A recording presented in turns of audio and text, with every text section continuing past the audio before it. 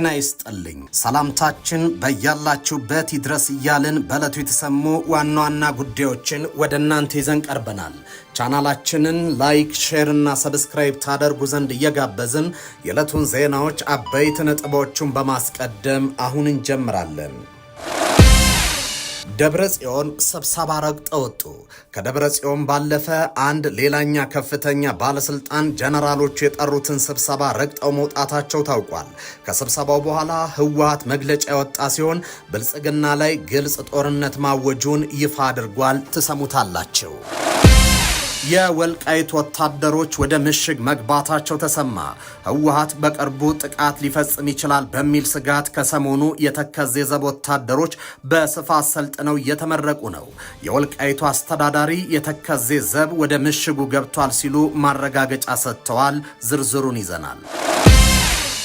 በአሰብ ጉዳይ ጠቅላይ ሚኒስትር አብይ አህመድ በዝግ ስብሰባ ማድረጋቸው ታወቀ።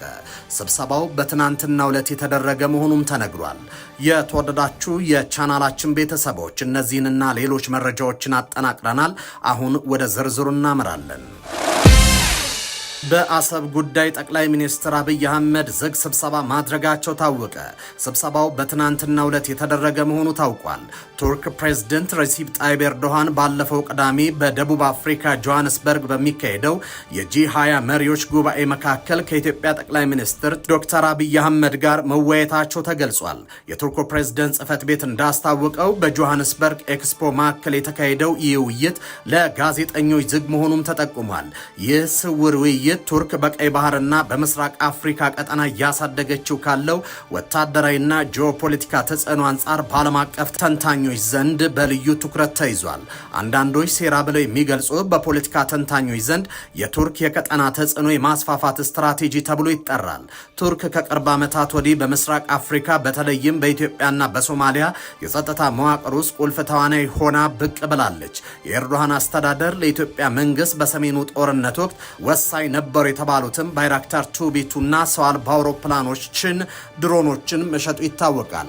ይህ ወታደራዊ ድጋፍ በኢትዮጵያና በቱርክ መካከል ያለውን የጸጥታ ትስስር ወደ ላቀ ደረጃ ያሳደገ ሲሆን ቱርክ በአፍሪካ ቀንድ ላይ ያላትን ተጽዕኖ አጠናክሯል። የፖለቲካ ተንታኞች እንደገለጹት የቱርክ ዋነኛ ግብ በቀይ ባህር መስመር ላይ ያላትን ወታደራዊና ኢኮኖሚያዊ ተጽዕኖ ማስፋት ነው። በዚህም በቀጠናው ከፍተኛ መዋለ ንዋይ ካፈሰሱት እንደ ተባበሩት አረብ ኤምሬቶችና ሳውዲ አረቢያ ካሉ የባህር ወሽመጥ ሀገራት ጋር በብርቱ ፉክክር ውስጥ ትገኛለች ብሏል።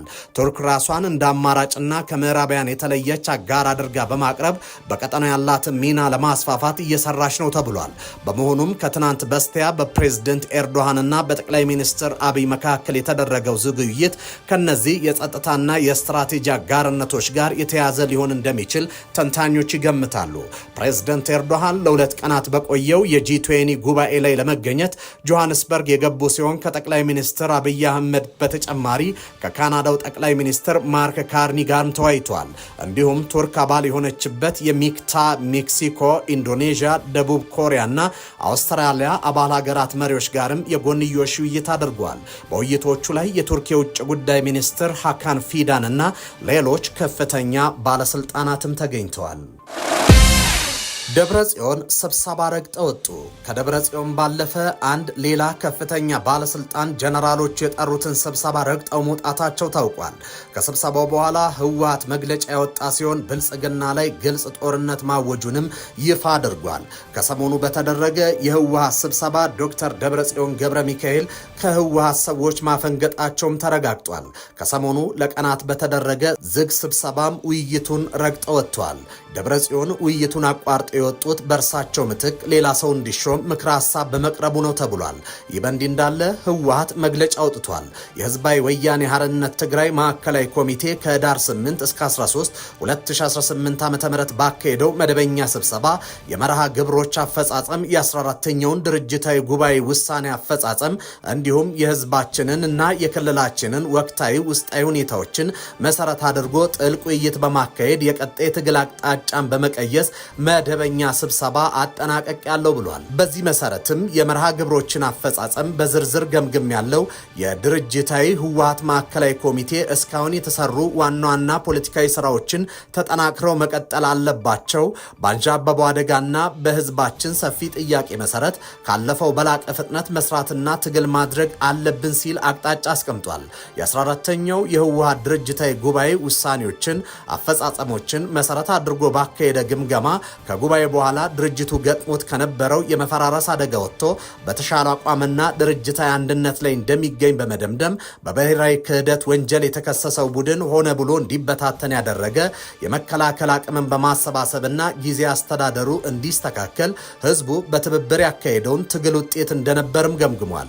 በወቅታዊ ሁኔታ በስደተኞች መጠለያ ማዕከላትና ከህዝብ ጋር ያሉትን የተፈናቀሉና የተሰደዱ ወገኖች ሁኔታን በጥልቀት ገምግም ያለው ድርጅቱ የኢትዮጵያ መንግስት በፕሪቶሪያው ስምምነት መሰረት ደህንነታቸው በተጠበቀና ዘላቂ በሆነ መንገድ ወደ ቀያቸው እንዲመለሱ ግዴታውን እንዲወጣ ጥሪ አቅርቤያለሁ ሲል በመግለጫው ተናግሯል።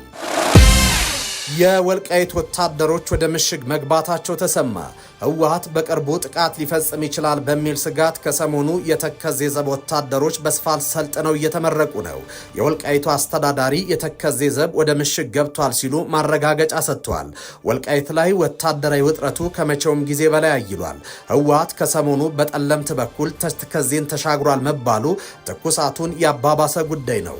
ተከዜን እጠብቃለሁ በሚል እየተደራጀ ያለው የተከዜ ዘብ ታዲያ ወታደራዊ ዝግጅቱን እያጠናከረ መጥቷል። በትናንትናው ዕለት ተጨማሪ ወታደሮችንም አስመርቋል። ከዚህ የመረቃ ስነ ስርዓት በኋላ ንግግር ያደረጉት የወልቃይት ዞን ዋና አስተዳዳሪ አቶ አሸተ ደምለው የተከዜ ዘብ ምሽግ ነው ብለዋል። በወልቃይት ጠገዴ ጉዳይ በርካታ ዓለም አቀፍ ኃይሎች ጫና ቢያሳድሩም ህዝቡን ይዞ የተሸነፈ የለምና ዛሬም በትግላችን ቀና ብለን መሄድ ጀምረናል ሲሉ አስተዳዳሪው ተናግረዋል። ቀን የእርሻ ቦታ፣ ሌሊት ደግሞ ምሽግ የሚገቡ የተከዜ ወታደሮች ድንበር ጭምር እየጠበቁ መሆናቸውን ገልጿል። ቀጥለውም እንዲህ ይላሉ። ከ3 አስርት ዓመት በላይ ከአፓርታይድ በከፋ ሁኔታ ረግጦ ይገዛ የነበረው ወልቃይት ጠገዴ ዳግም ተመልሶ ለመቆጣጠር የተለያዩ የፖለቲካ ሴራዎችን አለፍ ሲልም የኃይል አማራጭ ታሳቢ ያደረገ እንቅስቃሴዎችን ያለማል ብሏል። ዛሬም ለዳግም ወረራ ታጣቂ ኃይሉ ተከዜን ለመሻገር የተጠና የፖለቲካ ስልት የማደናገሪያ ፕሮፓጋንዳ በመልቀቅ ላይ ነው። ይህ ፍላጎቱ ወልቃይት ጠገዴን መልሶ በመቆጣጠር ዛኔም እንደ ትናንቱ ከሰው በታች ሊያደርገን ሊያዋርደን ብቻ አይደለም እንደ ህዝብ ጨርሶ ሊያጠፋን ነው ፍላጎቱ። ይህ ደግሞ በወልቃይት ጠገዴ አማራ ህዝብ መቃብር ላይ እንጂ የማይታሰብ ጉዳይ ነው በማለት ለህወሓት ማስጠንቀቂያ ልኳል። የኃይል አማራጭን አስበው ለወረራ የሚዘምቱ ካሉ አንታገስም ሲሉ አክሏል።